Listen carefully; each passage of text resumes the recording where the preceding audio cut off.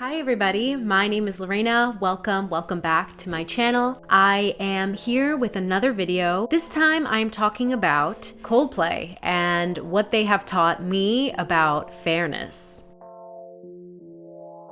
It's really interesting when you take a look at Coldplay's history. They are a band that started in the 90s and are still around to today, putting out albums, touring around the world, pre-COVID. I actually got to know them a little bit more when I watched their documentary, A Head Full of Dreams, which documents their 20-year career at that point. It came out in 2015. I was always a big fan of Coldplay, even if it wasn't the coolest thing to admit. I like Coldplay. I'm sorry, I do. Something about their words, melodies, their guitar riffs, it just really hits me in a place where not many artists can. So you can make fun of me that I'm saying one of my favorite artists is Coldplay. I'll take it. For those who understand, I understand you right back. So you could be wondering, you clicked on this video, what has Coldplay taught you about fairness? The documentary does a really good job of demonstrating why they are a successful band. Again, they started off in the 90s and are still around today. There's a lot of bands that have not made it past, let's say, the 5-year mark. What is so special about Coldplay and allowing them to continue to tour and be very successful? A lot of what Coldplay is presented to the world from the lead singer, Chris Martin. He had a very famous marriage and also is known for writing all of their hit songs. They still all get their credit for their contributions. So whatever they bring to the table, it doesn't matter. They're all going to get their share.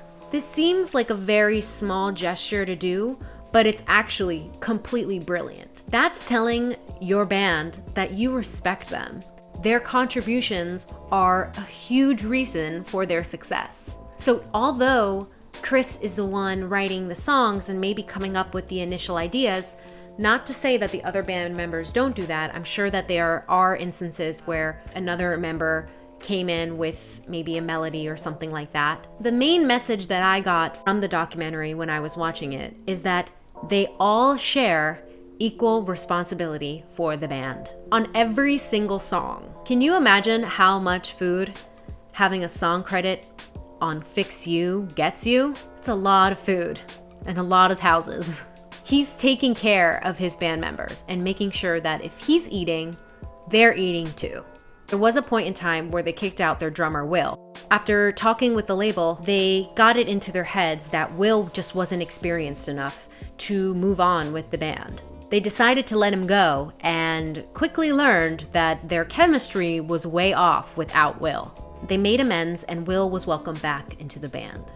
The fact that they realized that without Will, without all of them together, it just wouldn't work, it clearly has led to their success. The documentary does a really good job of describing not just the story of Chris, but all the other band members too, and what they were going through throughout the years. The band even goes far enough to make their manager the 5th member of the band. He even shows up in their Wikipedia as the 5th member. Another great takeaway of how they demonstrate the importance of making sure that everybody is a part of the band is when it comes down to choosing the track listing for each album. In the documentary, it shows them choosing the track listing, gathering in a meeting spot, and going through each song. All 4 members have to decide and agree to what stays on the album and what doesn't. If they don't agree, then it's something that just does not happen. The fact that they are all so heavily involved in this process goes to show that their voices matter. Coldplay's methods may or may not be something that other bands do, but I believe it provides a very valuable lesson. When you only care about your own ego and your own share and how much you contribute, that's gonna leave you alone, and in this case, without a band.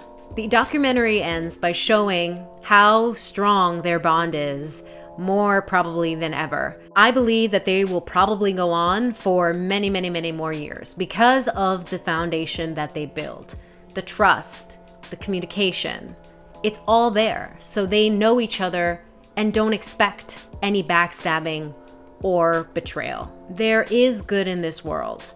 It may sound cheesy, but I really appreciate that they care about each other enough to show and demonstrate it within business practices. It's really hard to come by people who can be selfless, and although believe they deserve more, they would rather put others before themselves.